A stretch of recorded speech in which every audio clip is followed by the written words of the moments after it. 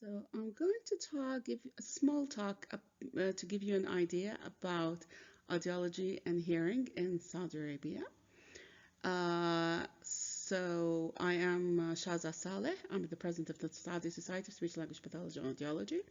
I'm a consultant audiologist and head of audiology at King Abdullah Ear Specialist Center, King Saud University, and I'm also an honorary research fellow at the University College London Ear Institute. So, audiology and speech language pathology in Saudi Arabia. The first degree was established at King Saud University in 1984.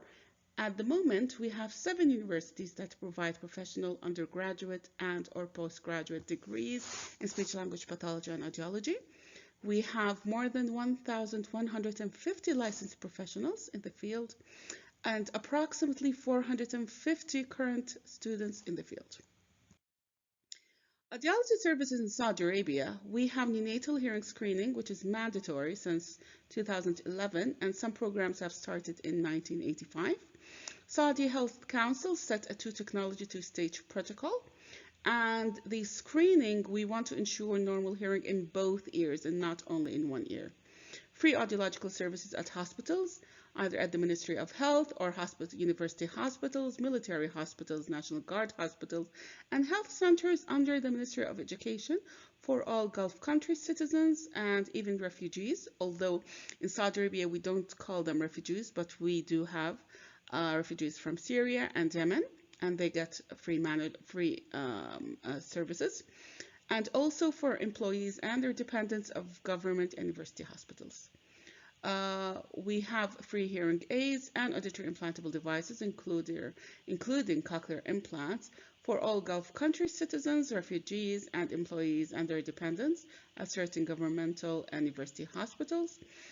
And healthcare insurance is mandatory for all residents, usually through workplace coverage, although social insurance is being introduced shortly. Now, under cochlear implantation, we provide bilateral cochlear implantation in children and adults, including electroacoustic stimulation for those who have residual hearing below frequency but require cochlear implantation for stimulation in the higher frequencies. The coverage for management with CI in single-sided deafness as per set criteria is also available. And I know not all countries have that option. Candidate criteria and protocols for Ministry of Health is unified. Other centers might have different criteria. Currently, more pediatric population undergoing CI than adults. We need more referrals for adults.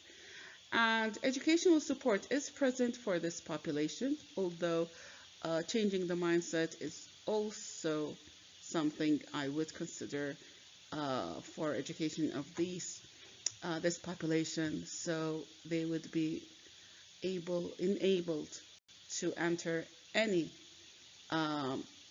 profession and study whatever specialty they would like.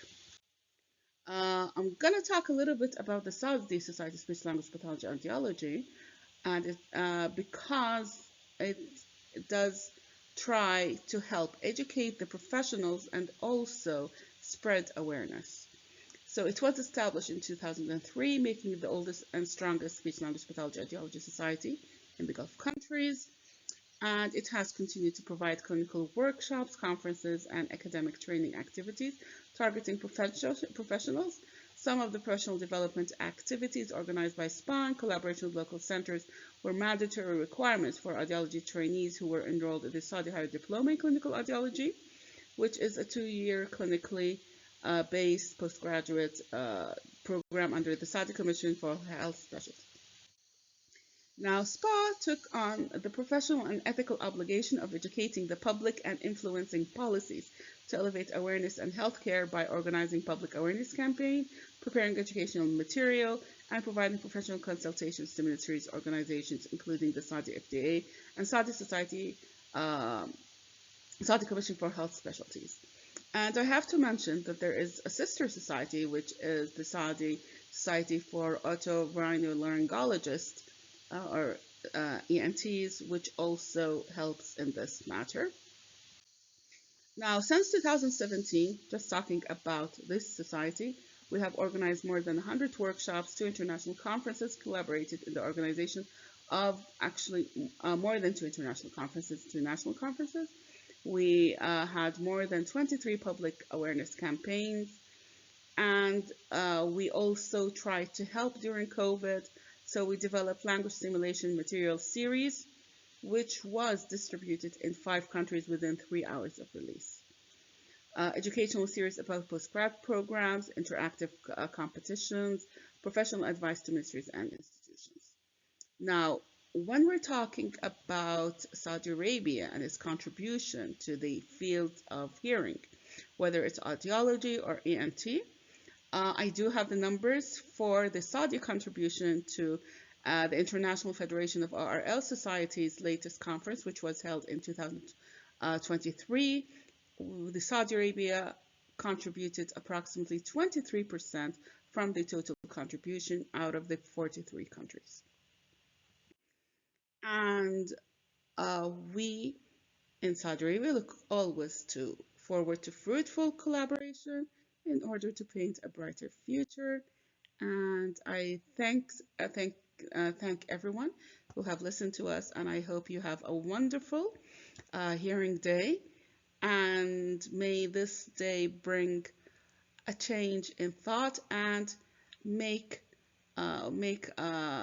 make it a better future for everyone. Thank you.